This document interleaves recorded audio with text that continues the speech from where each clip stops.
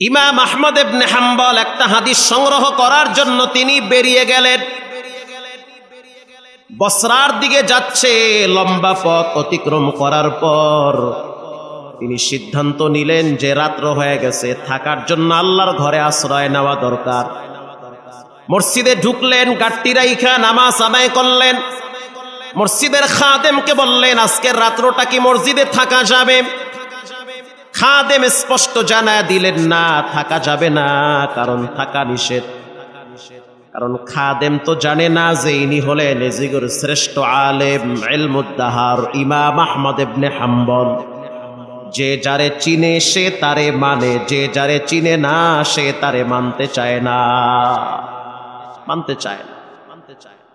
গাট্টি লইয়া বের হয়ে গেছে। ইশারের নামাজ আর এক মসজিদে পড়ল। নামাজের পরে খাদেমকে বলল, একটু থাকার জন্য বারান্দাটা খুলে দাও।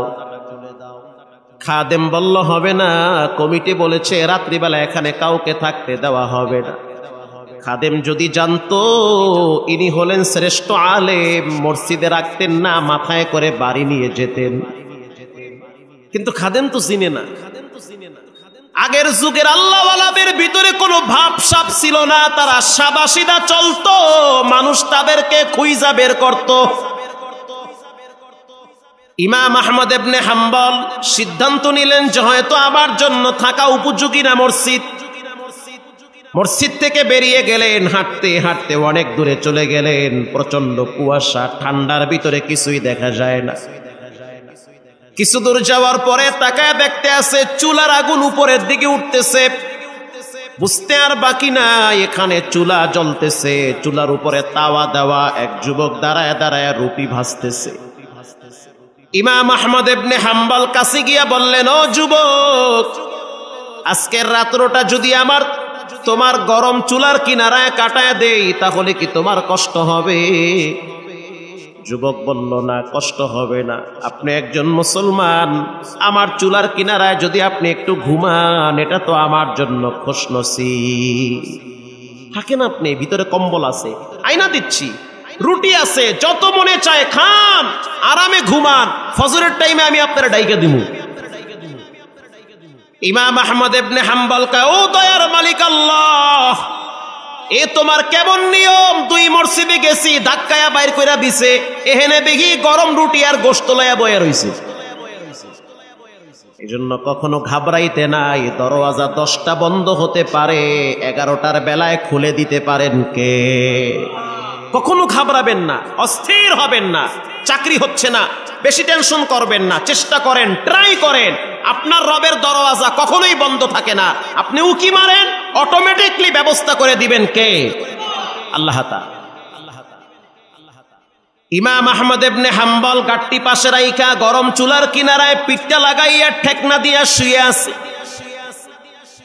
আর যুবকের চেহারার দিকে তাকায়া দেখতেছে, নূর ঝলমল করতেছে, নিজের হাতে পরিশ্রম করতেছে, রুটি বেলতেছে। হাত দিয়া রুটি বেলে, জিব্বা দিয়া বাড়ি মারে, কি পরে কানটা লাগায়া শুনতেছে, জিব্বা লড়ায়া লড়ায়া পড়তেছে আস্তাগফিরুল্লাহ। এটা পড়তেছে। এটা কি মনে করছেন আপনি?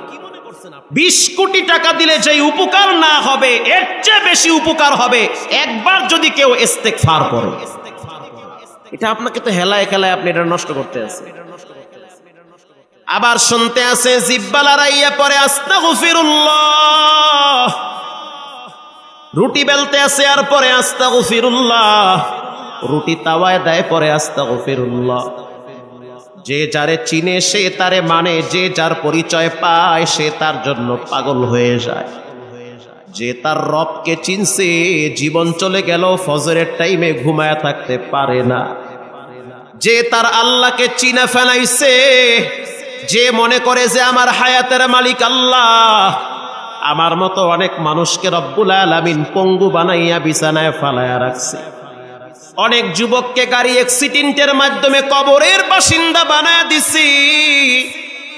হঠাৎ হঠাৎ মানুষদেরকে আল্লাহ তাআলা দুনিয়ার থেকে বিদায় করতেছে। কত যুবককে রব্বুল আলামিন ঘুমের ভিতরে জায়গায় প্যারালাইজ বানায় দিছে। যে তার রবকে চিনে, জীবন চলে গেল, সে গুনাহের রাস্তায় পা বাড়াইতে পারে না। ইমাম আহমদ ইবনে হাম্বল তাকায়া দেখতে আছে যুবক রুটি ভাজে আর পরে আস্তাগফিরুল্লাহ। কাস্টমার দোকানে ঢুকতেছে, পড়তেছে আস্তাগফিরুল্লাহ, রুটি খাচ্ছে পরে আস্তাগফিরুল্লাহ। কাস্টমার টাকা দেয়, টাকা ক্যাশ বাক্সে ঢুকায় পরে আস্তাগফিরুল্লাহ।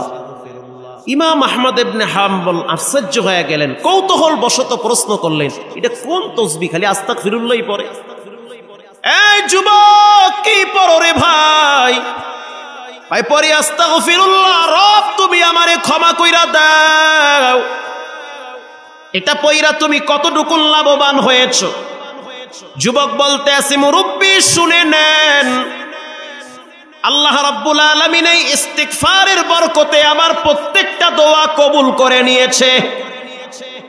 আরো আস্তে বাইতে গিয়ে কল সুবহানাল্লাহ। আপনি কি মনে করছেন সব দোয়া কবুল? আল্লাহ আমাকে মুস্তাজাবুদ দাওয়া বানায়া দিছে। মুস্তাজাবুদ দাওয়া তাকে বলা হয় যার প্রতিটা দোয়া কবুল করেন কে? সব দোয়া কবুল। ইমাম আহমদ ইবনে হাম্বল গরমের শীতের দিন অস্থির হয়ে গেছে, বলে কি সব দোয়া কবুল? কিন্তু আফসোস একটা দোয়া এখনো কবুল হয় নাই। কি সেই দোয়া? বলে আমার আব্বার মুখে শুনছি, যুগের শ্রেষ্ঠ আলেম ইমাম আহমদ ইবনে হাম্বল। আমার মনটা চায় যদি একবার তার সাথে সাক্ষাৎ করতে পারতাম, আমার দিলটা ঠান্ডা হয়ে যেত। আমি আমার রসুলকে দেখি নাই, হযরত আবু বকরকে দেখি নাই, ওমরকে দেখি নাই, উসমানকে দেখি নাই, দামি দামি কোন সাহাবীকে দেখি নাই, তাবিনকেও দেখি নাই। তবে আব্বার মুখে শুনছি যুগের শ্রেষ্ঠ আলেম ইমাম আহমদ ইবনে হাম্বল নাকি শ্রেষ্ঠ আলেম, শ্রেষ্ঠ বুজুর্গ।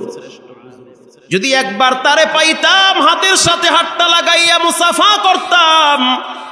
ইমাম আহমদ ইবনে হাম্বল নিজেকে আর সামাল দিতে পারে নাই, চোখের পানি ছেড়ে দিয়া বলে, বাবা এই দোয়াটাও রব কবুল করেছে, তাকে খুঁজতে হবে না, তিনি তোমার চুলার কিনারায় দাঁড়িয়ে আছে। এজন্য রাসূলুল্লাহ বলেছেন, ইস্তিগফার বেশি বেশি পড়ো। ইস্তিগফার পড়লে ক্ষমার দরওয়াজা খুলে দিবেন কে? জীবনে অনেক অপরাধ করেছি, এজন্য বেশি বেশি ইস্তিগফার পড়ি। রাসূলুল্লাহর প্রিয় সাহাবীর নাম হলো আবু হুরায়রা। প্রিয় সাহাবী আবু হুরায়রা মাগরিবের নামাজের পরে মসজিদ থেকে বেরিয়ে গেলেন। তানবীহুল গাফিলিনার্স মসজিদ থেকে বাইরে গেছে। কিছু দূর যাওয়ার পর একজন মহিলা ডাক দিছে, ও আবু হুরায়রা একটু দাঁড়াও, তোমার সাথে একটু কথা আছে, কথা বলতে চাই। আবু হুরায়রা বলল, তুমি মহিলা মানুষ, আমার কাছে আসবা না, কারণ তোমার আমার মাঝখানে তৃতীয় আর এক ব্যক্তি থাকবে, ইবলিস শয়তান। একটু ফাঁকে থাইকা বলো কি সমস্যা? খেজুর গাছের আড়ালে মহিলা দাঁড়ায় বলতে আছে, আবু হুরায়রা জীবনে এমন একটা অপরাধ করছি, কেউ দেখে নাই, কেউ জানেও না, ছেলে মেয়েরাও দেখে নাই, ঘরের মা বাবারাও বুঝতে পারে নাই যে আমি এমন একটা পাপ করছি। ঘরে গেলে সবাই মনে করে আমার চেয়ে ভালো মহিলা দুনিয়াতে নাই। বাসায় যাওয়ার পর আমার আপনজনরা মনে করে আমার চেয়ে সুন্দর মানুষ দুনিয়াতে নাই, কারণ আমার চরিত্র অনেক সুন্দর ছিল। কিন্তু গোপনে শয়তানের ধোকায় একটা পাপ কইরা ফেলাইছি, যেই পাপের কারণে রাত্রিবেলা আমি ঘুমাইতে পারি না। বাতি নিভায়া দিলে মনে হয় কবরে শুয়ে আছি, না জানি কি হয়ে যায়। পানি পান করতে গেলে মনে হয় পানি আমারে কয় তুই পাপী, পানি পান করিস না। খাবার খাইতে গেলে মনে হয় খাবার আমারে ধিক্কার দেয়, তুই পাপী, খাবার খাইস না। লোকমা মুখে দিতে লজ্জা হয়, পানি পান করতেও লজ্জা হয়। আমি এখন কোথায় যাব, কার কাছে যাব? কষ্টের কথা আমি কার কাছে বলি? পাপ তো কইরা ফেলাইছি। আবু হুরায়রা বলতে আছে, কি এমন পাপ করলা? মহিলা বলতে আছে, জঘন্যতম অপরাধ করছি, কারো কাছে বলতেও পারি না, সহ্য করতে পারি না, নীরবে একা একা জ্বলে পুড়ে শেষ হয়ে যায়। আবু হুরায়রা রাদিয়াল্লাহু তাআলা আনহু বলতে আছে, ও নারী, সেই পাপের কথা বলো, কি পাপ করলা? তখন ওই মহিলা বলতে আছে, আমি এক রাখালের সাথে গোপনে জেনা করছি। জেনা করার পর আমার পেটে একটা বাচ্চা আসছে। এই বাচ্চাটা দুনিয়াতে আসার পর আমি নিজের হাতে গলা টিপে হত্যা করছি। হত্যা করার পরে পাহাড়ের পাদদেশে পাথর দিয়া চাপায়া রাখছি। কেউ দেখে নাই আবু হুরায়রা, কারো নজর ওই দিকে পড়ে নাই। আলাম ইয়ালাম বিআন্নাল্লাহা ইয়ারা, যেটা কেউ দেখে না সেটা একজন দেখেন, তিনি হলেন কে? এখন আমি করব কি? আমি তো মহাবিপদে পড়ে গেছি। আমার পাপ তো বাপেরও ছাড়ে না, পাপ আমারে শেষ করে ফেলাই না, আমারে ছাড়বে না পাপে। পাপের চরিত্র মানুষকে নীরবে জ্বালায় পুরায় শেষ করে দেয়। পাপী ব্যক্তির চোখের পানি মানুষ দেখে না, কিন্তু চোখের অশ্রু দিয়া রাত্রিবেলা জায়নামাজ ভিজায়।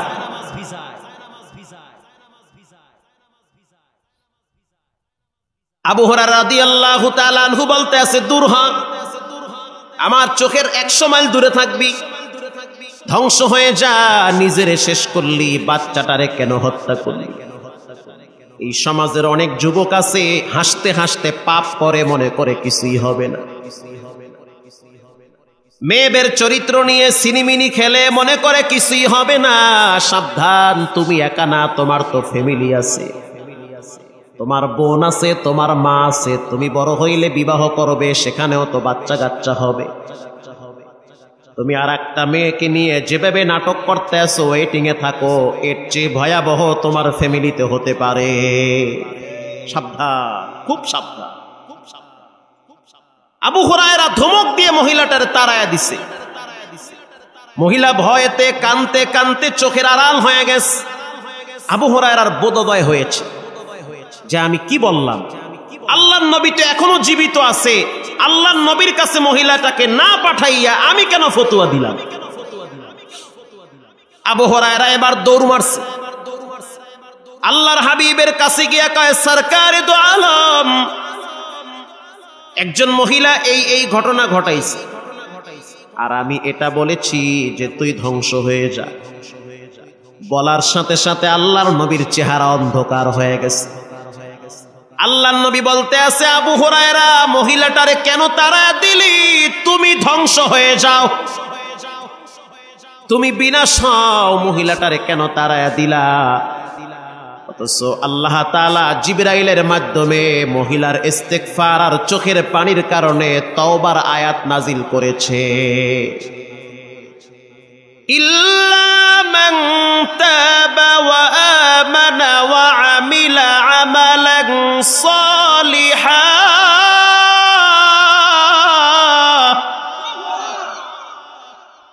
আল্লাহর হাবিব বললেন, ও আবু হুরায়রা, একটু আগে হযরত জিবরাইল আমার কাছে জানায় দিয়ে গেছে, কেউ যদি নারী হয় পুরুষ হয়, চাই পুরুষ হোক চাই নারী হোক, ইল্লা মান তাবা ওয়া আমানা ওয়া আমিলা আমালান সালিহান, গুনাহ করার পরে যদি সে তওবা করে, আবার গুনাহ করে, আবার তওবা করে, যদি সে তওবা করে, আল্লাহ পাক বলেন, নবী আপনি জানায় দেন তার গুনাহটারে ডিলিট কইরা গুনার জায়গায় নেকি আমি উঁচা করে দিব। আবু হুরায়রা, হুজুর বলেন কি, ঘটনা কি এরকম ঘটে গেছে যে আপনার কাছে জিবরাইল এসে আয়াত নিয়ে আসছে, আর আমি এদিকে মহিলাটার তাড়ায় দিছি? এজন্য কখনোই আপনাকে মানুষকে ছোট মনে করবেন না। আজকের ডাকাত কালকে তওবা করে আল্লাহওয়ালা হয়ে যেতে পারে। আজকের জিনাকার কালকে তওবা করে ফেরেশতাদের চেয়েও দামি হতে পারে। আর আপনার মতো দরবেশ আজকে ভালো, কালকে বেঈমান হয়ে কবরে যাওয়া লাগতে পারে। কখনো অহংকারী ভাব প্রকাশ করবেন না, মানুষকে দূরে সরায় দিবেন না, বরং আশার বাণী শোনা। যত পাপ করো দূর হইও না, রবের দরওয়াজা বন্ধ না, বরং খোলা আছে। আবু হুরায়রা পরের দিন বাজারে গেছে, আবার 2 হাত এরকম উঁচা করছে, অ্যানাউন্স করতেছে, গতকালকে রাত্রিবেলা মাগরিবের পরে আমার কাছে একটা ফতোয়া জানার জন্য কে আসছিল, কাউকে খুঁজে পায় না। অনেক সময় পর একজন মহিলা বলতে আছে, ও আবু হুরায়রা, আমি আর ছিলাম গতকালকে রাত্রি, আবু হুরায়রা বলতে আছে, রব্বুল আলামিন তোমার চোখের পানি আর ইস্তেগফারের কারণে তোমার বাচ্চা হত্যার গুনাহ মাফ করে দিয়েছে। মাফ করে দিয়েছে আল্লাহ। মহিলা চোখের পানি ছেড়ে দিয়া দুইটা হাত উপরে উঠাইয়া কয়, আল্লাহ, এত বড় খুশনসিব তুমি নবীর মাধ্যমে জানায় দিছো, আমি তোমারে কি দিব? আমার কিচ্ছু নাই, তবে আমি আপনার নবীর সাহাবী আবু হুরায়রাকে সাক্ষী রেখে বললাম, আমার বাবার সম্পদের ওয়ারিশ সূত্রে আমি একটা খেজুরের বাগান পাইছি। আল্লাহ আপনি সাক্ষী, আমার খেজুর বাগানটা আপনার রাস্তায় আমি দান করে দিলাম। আল্লাহ আল্লাহ মিকুনাত লাইলো নাহারু, আল্লাহ আল্লাহ মিকুনাত শামসু হাজার। ক্ষমার মালিক কে? এজন্য ঘাবড়াইতে নাই, অস্থির হতে নাই, তওবা করতে হয়, আল্লাহর কাছে ক্ষমা চাইতে হয়। ইবনুল জাওজি রাহিমাহুল্লাহ উয়ুনুল হিকায়াতে একটা ঘটনা লেখেন। বিখ্যাত ইমাম ইবনুল জাওজি তিনি লেখেন যে মালিক ইবনে দিনার একবার বাইতুল্লাহ হজে গেছে। লাব্বাইকের আওয়াজ দেওয়ার পর বাইতুল্লাহর হেরেমের পাশে শুয়ে আছে। শুয়ে শুয়ে তাকায় দেখতে আছে অনেক মানুষ সাদা কাপড় পেঁচাইয়া লাব্বাইকের আওয়াজ দেয়। আর তিনি ভাবতেছে যে আমি যদি বুঝতে পারতাম কার হজ কবুল হয়েছে কারটা কবুল হয় না। এটা ভাবতে ভাবতে তিনি ঘুমায় গেলেন। স্বপ্নে একজনে বলতে আছে, ও মালিক ইবনে দিনার, অন্যের হজ নিয়ে টেনশন করিও না, তুমি তোমারটা নিয়ে চিন্তা করো। মনে রাখবা এবছর হাজিদের সবাইর হজ কবুল হয়েছে, একজন ব্যক্তির হজ কবুল হয় নাই, তার নাম হলো মুহাম্মদ ইবনে হারুন, তার বাড়ি হলো বাগদাদে। মুহাম্মদ ইবনে হারুন আল বালখি, তার বাড়ি হলো বাগদাদে। তিনি এখনো বাগদাদের তাঁবুতে আছে, তার মানে বাগদাদ থেকে যেই জামাতটা হজের সফরে আসছে ওই তাঁবুতে তিনি আছে, ওখানে গেলেই তারে পাবা। তার হজ কবুল হয় নাই, বাট বাকি সবার হজ কবুল করেছেন কে? মালিক ইবনে দিনার সকালবেলা সেই তাঁবুর সন্ধানে গেলেন। সেই তাঁবুর সন্ধানে যাওয়ার পর গিয়া সকলকে প্রশ্ন করলেন যে এখানে মুহাম্মদ ইবনে হারুন নামে কোনো ব্যক্তি আসেনি। একজনে শোনার সাথে সাথে বসার থেকে দাঁড়ায় গেল। দাঁড়ায় বলতে আছে, আপনার কি নাম? বলে, আমার নাম হলো মালিক ইবনে দিনার।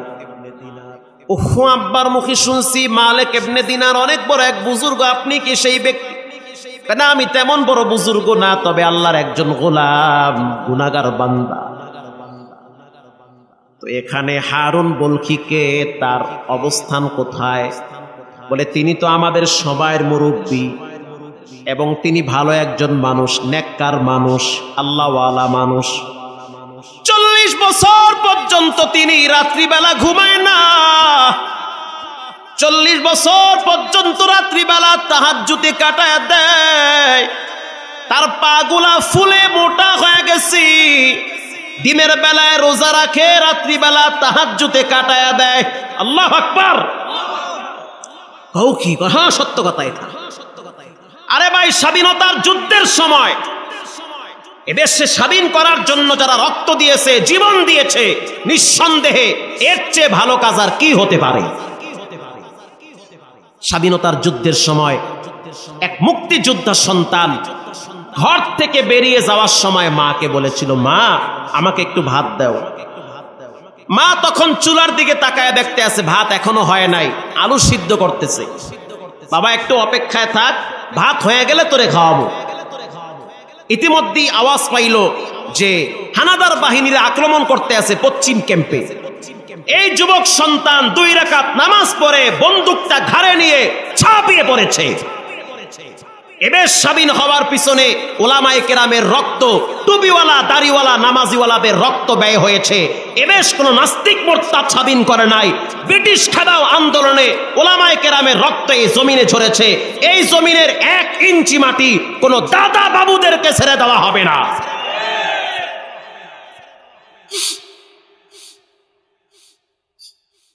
বারো বছর পর্যন্ত সেই মা ভাত খায় নাই। আমার সন্তান বলেছে, যে আমি ভাত খাবো, কিন্তু সে খেতে পারে নাই, যুদ্ধে ঝাঁপিয়ে পড়েছে।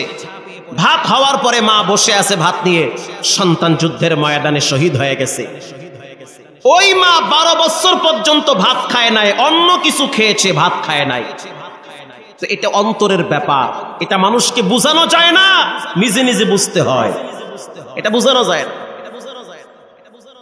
মালিক ইবনে দিনার বলতে আছে, তোমাদের সেই আল্লাহর ওলি কোথায়, যে রাত্রিবেলা 40 বছর তাহাজ্জুদ পড়ে, দিনের বেলায় রোজা রাখে, কই সেই বুজুর্গ? সে তো এখন এখানে নাই। জাবালে রহমত পাহাড়ে গিয়া দেখেন, ওখানে দাঁড়ায় দাঁড়ায় কাঁদতেছে। এবার মালিক ইবনে দিনার পায়ে হেঁটে হেঁটে হেঁটে হেঁটে জাবালে রহমতের পাহাড়ের কিনারায় গেল।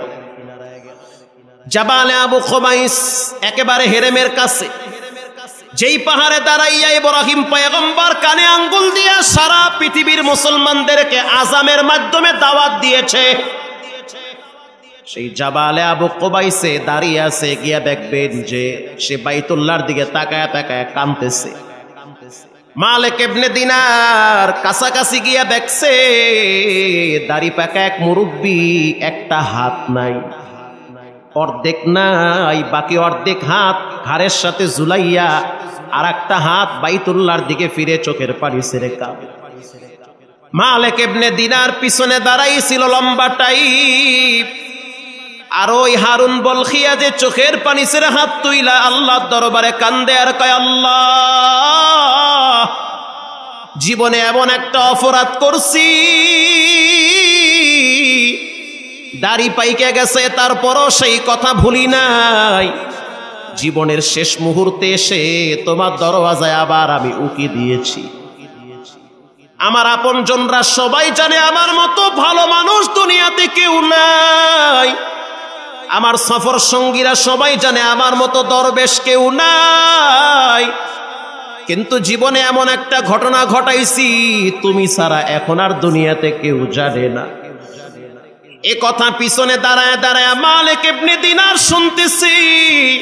পর মালিক ইবনে দিনার পিছন থেকে সালাম দিল, আসসালামু আলাইকুম ইয়া হারুন বলখি।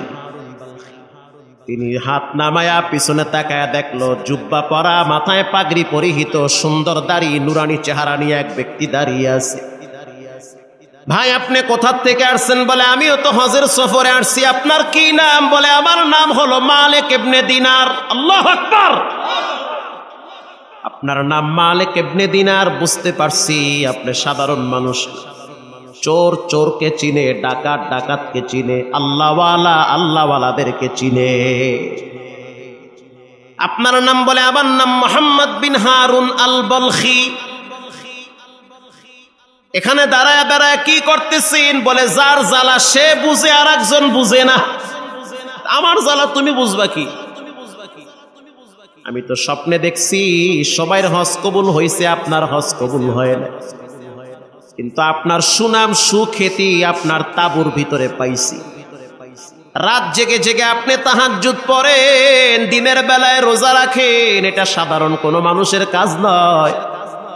তাহলে আপনার হজ কেন কবুল হয় না? এটা আমার বোধোদয় হচ্ছে না, এটা আমি বুঝতে পারতেছি না। হারুন বলখি বলতে আছে, আপনি ঠিক দেখছেন, 40 বছর পর্যন্ত আমি এই বাইতুল্লাহর চতুর্দিকে লাব্বাইকের আওয়াজ দেই। আমি যখনই বলি লাব্বাইক, কে যেন গায়েব থেকে বলে, লা লাব্বাইক, তোর হজ কবুল হয় নাই, লাব্বাইক কইস না, লাব্বাইক কইয়া লাভ নাই। একদিন আর 2 দিন না, দীর্ঘ 40 বছর পর্যন্ত আমি হজে আসি, প্রতি বছরই শুনি কে যেন বলে লা লাব্বাইক। কিন্তু মালিক ইবনে দিনার দরওয়াজা তো আর কোনো খোলা নাই, একটা দরওয়াজা শুধু খোলা। আল্লাহর দরওয়াজা ছাইরা আমি কার দরওয়াজায় যায় হাত বাড়াইব? আমি নিরুপায় হইয়া রবে দরওয়াজায় বারবার আসি, কারণ কোন দরওয়াজা আমার জন্য খোলা নাই। যার জ্বালা সে বুঝে, যার কষ্ট সে বুঝে, আর একজন বুঝে না। ফিলিস্তিনিদের মুসলমানদের উপরে কি পরিমাণ জুলুম হয়, নির্যাতন হয়, তুমি আমি দেশে থাইকা সেটা মোটেও বুঝবো না। তাদের জন্য দিল থেকে দোয়া করা। মালিক ইবনে দিনার বলতে আছে, কি সমস্যা আপনি একটু বলেন, জীবনে কি এমন ঘটেছে? বলে আমার মা আমার নাম রাখছে হারুন। কেন রাখছে সেটাও শুনেন, কারণ পয়গম্বর মুসা আলাইহিস সালামের ভাইয়ের নাম হলো হারুন। আমার মা বড় শখ কইরা আমার নাম রাখছে হারুন। কিন্তু আমি যৌবনকালে প্রচন্ড বদ মেজাজি ছিলাম, খারাপ বন্ধু বান্ধবের পাল্লায় পরে আমি মদ পান করতাম, নেশাখোর সন্তান। আমি সব কিছু ভুলে গিয়েছি, আমার মানসিক বিপর্যয় ঘটেছে, মস্তিষ্ক বিকৃত হয়ে গেছে। আমি রাত্রিবেলা মদ পান করে করে ঘরে যাই। আমার স্ত্রী ভালো মানুষ, তিনি এটা সহ্য করে। ঘটনাক্রমে শাবান মাসের 30 শাবান, পরের দিন প্রথম রোজা। কথা কি বুঝতেছেন? আগামীকাল প্রথম রোজা, আজকে শাবানের শেষ রাত। এই রাত্রিবেলা সারা পৃথিবীর মুসলমানরা সেহরি খাইয়া আগামীকাল রোজা রাখবে, এরকম একটা রাত্রে ও মালিক ইবনে দিনার আমি মদ পান করে করে মাতাল হয়ে ঘরে ঢুকছি। আমার মা বারান্দায় বসে বসে মাথাটা নোয়াইয়া চোখের পানি ছেড়ে কাঁদতেছিল আর বলতেছে, আল্লাহ এমন একটা সন্তান দিয়েছ যে শাবান মাসের শেষ রাত্রেও মদ খাইয়া ঘরে আসে। যখন আমি ঘরে ঢুকছি তখন আমার মা আমাকে ধমক দিয়ে বলল, এটা কোন ধরনের স্বভাব? মুমিনদের কলিজার ভিতরে আনন্দের জোয়ার মৌসুম, নেকের মৌসুম, রমজান মাস আগামী কাল থেকে শুরু, আর তুমি এখন মদ পান কইরা ঘরে ঢুকতেছ। এরকম কুলাঙ্গার সন্তান যেন কোনো মার জন্ম না দেয়। নিজের মা বলতেছে। হুজুর বলার সাথে সাথে আমার মেজাজটা আরো গরম হয়ে গেছে। আমি আমার মাকে হাত উঁচা করে শক্ত করে একটা চল লাগায় দিছি। এমন জোরে থাপ্পড় আমার মাকে দিছি, রাগ মানুষকে ধ্বংস করে দেয়, রাগ মানুষকে ধ্বংসের দ্বার প্রান্তে পৌঁছায় দেয়। প্রচন্ড রাগী মানুষকে কখনো কখনো জাহান্নামে পৌঁছায় দেয়। আমি রাগের কারণে সহ্য করতে পারি নাই, মাকে থাপ্পড় দিয়েছি। মা মাথায় ভিমরি খেয়ে যখন মাটিতে পড়ে গেল তখন আমার বোধোদয় হয় নাই, আমি সুস্থ তখনও হই নাই। আমি ঘরে ঢুকতেছি, ইন দি মিন টাইমে আমার মা বলতে আছে, অসভ্য সন্তান, আল্লাহ যেন তোর মতো কোনো সন্তানকে কোনো মায়ের পেটে না দেয়। এটা বলার পর আমার মেজাজ আরো গরম হয়ে গেছে। ও ভাই, এরপরে আমি সিদ্ধান্ত নিয়েছি মাকে দুনিয়ায় রাখবো না। আমি আমার বাড়ির সামনে একটা বিশাল বড় চুলা ছিল, ওই চুলার ভিতরে আমার স্ত্রী প্রতিদিন কম বেশি গম সিদ্ধ করত। চুলাটা গরম থাকতো, দাউ দাউ করে আগুন জ্বলতো। ওরে মালিক ইবনে দিনার, আমি আমার মাকে আনজা করে কোলে নিয়ে আসি, গরম চুলার ভিতরে ছেড়ে দিয়েছি। আল্লাহু আকবার! গরম চুলার ভিতরে ছাইরা দিছি, কারণ তখন আমি স্বাভাবিক ছিলাম না, আমার মস্তিষ্ক বিকৃত হয়ে গেছে। আমার বুড়ি মায়েরে আমি গরম চুলায় ছাইরা দিছি। আমার স্ত্রী ভয়েতে কাছে আসে না, না জানি আমার স্ত্রীকেও আমি ফালাইয়া দিই। যখন আমি আমার মাকে আগুনে ফালাইয়া দিছি, মা মৃত্যুর আগে আগে শাহাদাত আঙ্গুল উঁচা করেছিল আর বলেছিল, আল্লাহ এই বিচার আমি দুনিয়ায় চাই না, এই বিচার আমি তোমার কাছে চাই। এটা বলে মা কালেমায়ে শাহাদাত পড়ে পড়ে দুনিয়ার শেষ নিঃশ্বাস ত্যাগ করেছে। আমার স্ত্রী আমারে ধাক্কা মাইরা একটা ঘরের ভিতরে ঢুকাইয়া দিছি। ঘরের ভিতরে ঢুকাইয়া পিছন থেকে খিল লাগাইয়া দিছে। সেহরি খাওয়ার পরে আমার স্ত্রী বারান্দায় বসে বসে টুকরে কেঁদে উঠেছে। আশেপাশের মহিলারা আমার মায়ের এই মরা দৃশ্য দেখে মনে হচ্ছে একটা রুটি তাওয়ায় দিলে যেমন পুড়ে যায় ওরকম পুড়ে লাশ হয়ে পড়ে আছে। আশেপাশের মানুষগুলা সবাই আইসা ধিক্কার দিতেছে, এমন সন্তান যেন আল্লাহ কাউকে না দেয়। আমি তখন স্বাভাবিক হয়েছি, তখন আমার নেশা কেটে গিয়েছে। দরওয়াজায় নক করতেছি আর বলতেছি, বিবি আমার তাড়াতাড়ি দরওয়াজাটা খুলে দাও, আমি আমার মাকে দেখতে চাই। মাকে তো আমি দেখতেছি না। স্ত্রী তখন বলল, স্বামী আমার, আমি একজন বাবার সন্তান, তুমি একজন বাবার সন্তান। পৃথিবীর ভিতরে মায়ের চেয়ে কষ্ট কোনো বাবায় করতে পারে না।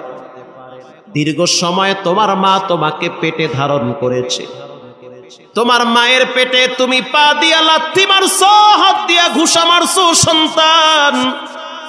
তোমার মায়ের পেটের ভিতরে রব্বুল আলামিন তোমার মায়ের রক্ত তোমারে খাওয়াইয়া বাঁচায় রাখছি। দুনিয়াতে আসার পরে কই তোমার শ্বশুর শাশুড়ি, কই তোমার বউ? তোমার মা নিজের হাতে তোমার পায়খানা প্রস্রাব পরিষ্কার করেছে। মেথুরনির মতো একদিন আর 2 দিন না, প্রায় 6 বছর পর্যন্ত গু সাফ করেছে। বাসায় গিয়ে এখনো যখন দেখি বাচ্চাদেরকে নিয়ে খাইতে বসলে, বাচ্চা পায়খানা করে দিলে আমি তো নাকে রুমাল দিয়ে আর এক রুমে চলে যাই। কিন্তু বাচ্চার মা নাকে রুমাল দেয় না, বরং মুস্কে হেসে দিয়ে বাচ্চার কপালে চুমা দিয়ে বলে, পায়খানা করার টাইম পাইলি না, খাওয়ার সময় কে দিবি? এটা স্ত্রী বলে বাচ্চাটারে বাথরুমে নিয়ে যায়। এরপরে পরিষ্কার করার পর বাচ্চার শরীরে পানি লেগে থাকে, মায়ের আঁচল দিয়া বাচ্চার পানিটা পরিষ্কার করে। একেই বলে মা। আল্লাহু আকবার। একে বলে মা। আল্লাহ কয়, পৃথিবীর মানুষ যদি শর্টকাটে জান্নাতে যেতে চাও, ফালাহুমা জান্নাতুকা ওয়া নারুকা, তোমার মা বাবা জান্নাত, তোমার মা বাবা জাহান্নাম। যত বড় মাওলানা হও, যত বড় বক্তা হও, কাজ হবে না যদি মায়ের সাথে সম্পর্ক খারাপ থাকে। মালিক ইবনে দিনার বলে, এরপরে কি হয়েছে? ওরে হারুন, বলো, আমার তো হাতের পায়ের পশম দাঁড়ায় গেছে তোমার কথা শুনে। আমার স্ত্রী যখন দরওয়াজা খুলে দিল, আমি চুলার কিনারায় তাকায় দেখতেছি আমার মা শুকনা কাঠের মতো পড়ে আছে। একেবারে বুঝাই যায় না যে আমার মা কঙ্কাল হয়ে কয়লা হয়ে আছে আমার মা। তখন আমি নিজেকে ধিক্কার দিতেছি, এত জঘন্য কাজ তুই কেমনে করলি? যেই মহিলাটার পেটে এত কষ্ট দিলি, যেই মহিলাটার ঘাড়ে ভর দিয়া বড় হইলি, যেই মহিলাটা তোরে না খাওয়াইয়া নিজে খায় নাই, যেই মহিলাটা শীতের দিন প্রস্রাব কইরা তুই দিলে, ওই মহিলাটা প্রস্রাবকৃত বিছানায় শুইয়া তোমার বুকের উপরে ঘুম পাড়াইতো। কিভাবে এত বড় নাফরমানি করলে ওই মহিলাটার সাথে? ওরে মালিক ইবনে দিনার, আমি আর সহ্য করতে পারি নাই। আমার বাড়িতে একটা কুড়াল ছিল, ওই কুড়ালটা আইনা আমি নিজেকে ধিক্কার দিয়ে কুড়ালটা দিয়ে আমার হাতটা কেটে ফেলেছি। হাত নিচে রাইখা কুড়াল দিয়ে আঘাত কইরা হাতটা কাইটা ফেলাইছি। 8000 দিনার ছিল আমার কাছে টাকা, সেটা আমি মুহূর্তে আল্লাহর রাস্তায় দান করছি। রাত্রিবেলা যখন ঘুমাইতে যাই, তখন আমার মায়ের চেহারাটা চোখের সামনে ভাসে। আমি যখন বিছানায় পিঠটা লাগাই, তখন কোন মহিলা যেন আমাকে বলে যে এত বড় জঘন্য কাজ কেমনে করলি? আমি ঘুমাইতে পারি না, খাইতেও পারি না। আমি ওই দিন থেকে রাত্রিবেলা আর ঘুমাই না। দীর্ঘ 40 বছর পর্যন্ত আমি প্রতি হজের সফরে আমি হজে আসি। এমন একটা রাত নাই যেই রাতে আমি মায়ের জন্য চোখের পানি ছেড়ে কান্দি না। কিন্তু আমার চোখের পানিও কবুল হয় না, লাব্বাইকও কবুল হয় না। এইবার আমি হজের সফরে আইসা জাবালে আবু কুবাইস পাহাড়ে দাঁড়াইছি। এই জায়গায় দাঁড়ায় আমার বাবা ইব্রাহিম আলাইহিস সালাম, আমাদের জাতির পিতার নাম ইব্রাহিম আলাইহিস সালাম, তিনি এই জায়গায় দাঁড়ায় অ্যানাউন্স করেছে, ওয়াযিন ফিন্নাসি বিল হাজ্জি ইয়াতুকা রিজাল, আযান দাও, মানুষের কানে পৌঁছায়া দেওয়ার দায়িত্ব কার? এই জায়গায় দাঁড়াই আমি বাইতুল্লাহর দিকে ফিরা ফিরা বলতে আছি, আল্লাহ, জীবনে অনেক পাপ করছি, নিজের মাকে নিজের হাতে হত্যা করছি, এখন আমি নিরুপায় হয়ে গেলাম, কি করব? 40 বছর হজ করছি, কবুল তো হয় না। মালিক ইবনে দিনার বলে, তাহলে একটা কাজ করে, যেহেতু আপনার আপনজনরা অনেকেই জানে না যে আপনি এই কাজ করেছেন, কাজ তো করছেন 40 বছর আগে, সবার কাছে আপনি আল্লাহর ওলি দরবেশ, আপনি প্রতিদিন 1000 বার ইস্তেগফার পড়ে এরপরে আপনি বিছানায় পিঠটা লাগাবেন। আমি তো ঘুমাই না। যদি না ঘুমান তাহলে আপনি প্রতি রাত্রে কমপক্ষে 1000 বার ইস্তেগফার পড়বেন। আস্তাগফিরুল্লাহ আস্তাগফিরুল্লাহ আস্তাগফিরুল্লাহ, এটা বলবে। আর প্রতিদিন ঘুমাবার আগে আগে 100 বার দুরূদ শরীফ পড়বেন। আমি তো ঘুমাই না, যদি না ঘুমান তাহলে বাইতুল্লাহর দিকে ফিরে ফিরে 100 বার দুরূদ শরীফ পড়বেন। এটা পড়তে থাকেন। মালিক ইবনে দিনার এই সবকটা দিয়ে তিনি চলে গেলেন বাইতুল্লাহর হেরেমের দিকে। ওই দিন রাত্রিবেলা এই চিন্তা করে করে মালিক ইবনে দিনার ঘুমায় গেছি। ঘুমের ভিতরে রাহমাতুল লিল আলামিন স্বপ্নে দেখায়, ও মালিক, সুসংবাদ জানা দাও, আল্লাহ রাব্বুল আলামিন ইস্তিগফারের বরকতে আর দুরূদ শরীফের বরকতে মা হত্যার বিচার আল্লাহ মাফ করে দিয়েছে। তবে কিয়ামতের ময়দানে আল্লাহ তাআলা তারে জাহান্নামে একবার ফালাবে। যখন জাহান্নামে ফালাবে তখন মায়ের কলিজার ভিতরে বাচ্চার মহব্বত আল্লাহ দ্বিগুণ বাড়ায় দিবে। যখন মা তাকায় দেখবে আমার হারুন জাহান্নামের আগুনের ভিতরে পড়ে আছে, তখন মায়ের কলিজার ভিতরে ভালোবাসা উতলে উঠবে। তখন বলবে, আল্লাহ, শাস্তি দেওয়া লাগবে না, আমি মা ওরে ক্ষমা করে দিয়েছি। এরে মালিক, এটাও তুমি শুনায়া দাও। তাহলে বাজান পাক্কা তওবা করে নেন। চোখের পানি ছাড়া আল্লাহর কাছে কোনো মূল্য নাই। দুনিয়ার আগুন হাতে লাগলে হাত জ্বলে, পায়ে লাগলে পা জ্বলে। জাহান্নামের আগুন যদি একবার শরীরের যে কোনো অঙ্গে লাগে, সারা শরীরটা নয় বরং প্রথম কলিজায় গিয়া হিট করবে। আল্লাহর দরবারে রাত্রিবেলা দরওয়াজা লাগায়া দেন। দরওয়াজা লাগাইয়া দিয়া পাশের রুমে একা একা মুরাকাবার হালতে বসে যান। কিবলামুখী হইয়া চোখ বন্ধ করে তখন মনে মনে ধ্যান করবেন, আমি যদি এখন মারা যাই তো ঘর থেকে আমার লাশটা বের করা হবে, মসজিদ থেকে আজান হয়ে যাবে, অ্যালাউন্স হয়ে যাবে যে আল্লাহর বান্দা দুনিয়ায় নাই। সকাল 10টার সময় জানাজা হবে। আপনজনরা বলবে, লাশ তাড়াতাড়ি ঘর থেকে বারান্দায় নামাও। একদল বলবে, তাড়াতাড়ি কাপনের কাপন আনতে বাজারে যাও। আপনজনরা বলবে, তাড়াতাড়ি পানি গরম কর। আরো একদল বলবে, তাড়াতাড়ি মাটি খনন কর। সবাই ব্যস্ত হয়ে যাবে তোমাকে চিরবিদায় দেওয়ার জন্য। এই চিন্তায় ধ্যান অবস্থায় যদি তুমি চোখ বন্ধ করে মুরাকাবা করো আর দিলে দিলে খেয়াল করবা, আল্লাহ, এই জমিনে আমার চেয়ে বড় পাপী কেউ নাই। বাচ্চাদের সামনে যখন দাঁড়াই, বাচ্চারা মনে করে আমার মতো ভালো আব্বু দুনিয়াতে নাই। আমি আমার স্ত্রীর সামনে যখন দাঁড়াই, আমার স্ত্রী মনে করে আমার মতো ভালো স্বামী দুনিয়াতে নাই। আমি আমার আব্বার সামনে যখন দাঁড়াই তখন বাবা মনে করে আমার চেয়ে ভালো সন্তান দুনিয়াতে নাই। কিন্তু আমি তো জানি গোপনে কি পরিমাণ পাপ করছি। পাপ করে করে আমি আমার জীবনটারে শেষ করে ফেলেছি। চোখ বন্ধ করে জিহ্বা লড়াইয়া তখন বলবা, আল্লাহু হাজিরিন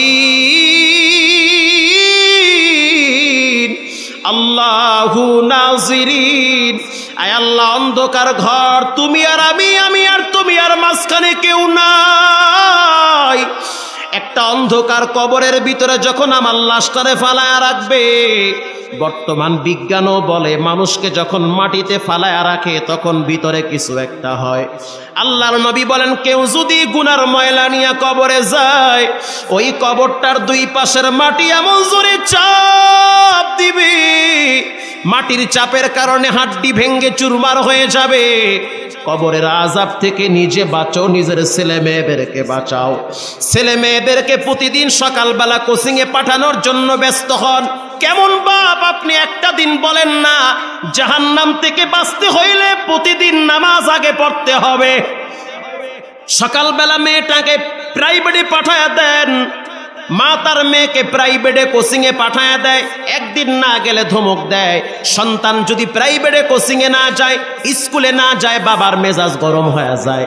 অথচ বাবার নাকের ডগায় সন্তান রাত জেগে জেগে মোবাইল টিপে জীবন যৌবন নষ্ট করতেছে। মেয়েটা বেপরদায় রাস্তায় চলে, বাপ মা কিচ্ছু বলে না। ফজরের টাইমে বাবাও নামাজ পড়ে না, মাও নামাজ পড়ে না। আপনি এখনো বসে আছেন আর ভাবতেছেন যে আপনি জান্নাতে যাবেন, হবে না। কারণ আল্লাহর রাসূল বলেন, একটা মানুষকে যখন কবরে শোয়া দেওয়া হয়, ওই কবরের ডানে বামে সামনে পিছনে উপরে নিচে মাটি। উদিআল মাইয়িতু ফি কবরিহি জাআল কুরআন। প্রথম মাথার কিনারায় আল্লাহর নামাজ দাঁড়িয়ে যায়। আল্লাহু আকবার। নামাজ দাঁড়ায় বলে ওয়াসসালাত, সাবধান সাবধান, আমি নামাজ আমার হক দুনিয়াতে আদায় করেছে, আজকে এই কবরের ভিতরে ডান পাশ দিয়ে শাস্তি দিতে পারবে না। মাথার কিনারায় উদিআল মাইয়িতু ফি কবরিহি জা আল কুরআন, কোরআন মাথার কিনারায় দাঁড়ায় বলে চাপ দিবি না। বাম পাশে রোজা দাঁড়ায় বলে চাপ দিবা না।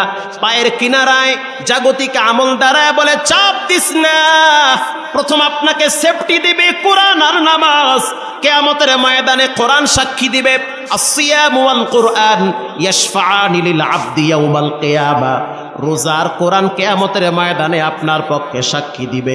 এজন্য মুসলমান ভাইরা আমার, আজকে থেকে আল্লাহর কাছে পাক্কা তওবা করে নেই, কারণ চোখের পানির এত দাম। আল বুকাউ মিন খাশিয়াতিক, আল্লাহর কাছে সবচেয়ে দামি পানি হলো চোখের পানি।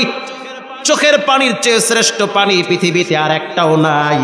আমি ছোট্ট একটা হাদিসের ঘটনা আপনাদেরকে শোনাই 2 মিনিটে। কষ্ট হচ্ছে? গভীর রাত মা হাফসা রাদিয়াল্লাহু তাআলা আনহা বলেন যে আল্লাহর নবী আমার বাবার বাড়িতে বেড়াইতে আসছে। মা হাফসা হলেন হযরত ওমরের কন্যা। আল্লাহর হাবিব একদিন হযরত ওমর রাদিয়াল্লাহু তাআলা আনহুর বাড়িতে গেছে। কথা বলতে বলতে অনেক রাত হয়ে গেছে।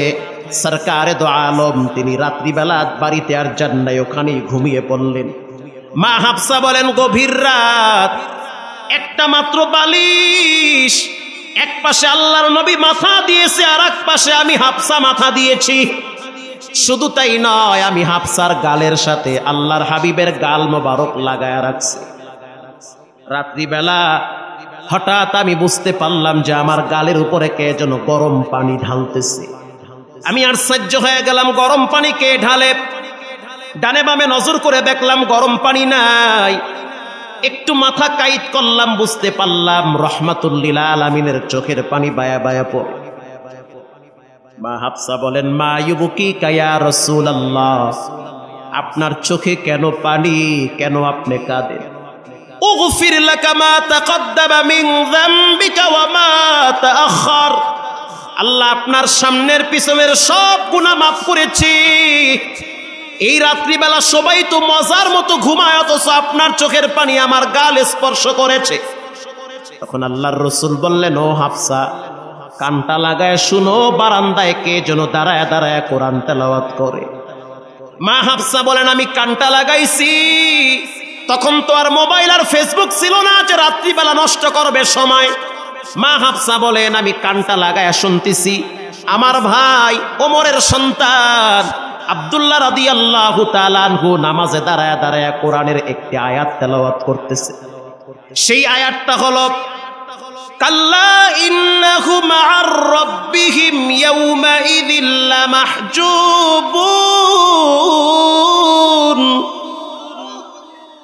কিয়ামতের ময়দানে কখনোই তারা তাদের চোখ দিয়ে রবকে দেখতে পারবে না। আল্লাহর রাসূল বলে হাফসা, কিছু মানুষ কিয়ামতের ময়দানে তার রবকে দেখতে পারবে না। দুনিয়ার ভিতরে চোখ নাপাক বানাইছে, খারাপ দৃশ্য দেখে দেখে চোখের পাওয়ার নষ্ট বানাইছে, অন্তরের কালিমাগুলা জমা করে রাখছে। আল্লাহর নবী বলেন কিয়ামতের ময়দানে কিছু মানুষ তার রবকে দেখতে পারবে না।